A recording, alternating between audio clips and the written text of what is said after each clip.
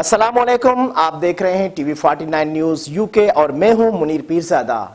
आइए आपको ले चलते हैं आज की खबर की जानिब। सेवन शरीफ में पुलिस की बेहतरीन कार्रवाई। चर्च, हीरोइन, आइस समेत दीगर मुनशियात के आदी अफराद को तहवील में लेकर नूरियाबाद हस्पताल इलाज के लिए मुंतकिल कर दिया। SHO 7 की जानिब से मुनशियात फरोशों का घेरा तंग करने का ऐलान। इसी पर मजीद बता रहे हैं सेवन शरीफ से हमारे नुमाइंदे मीर हमजा सम्मू।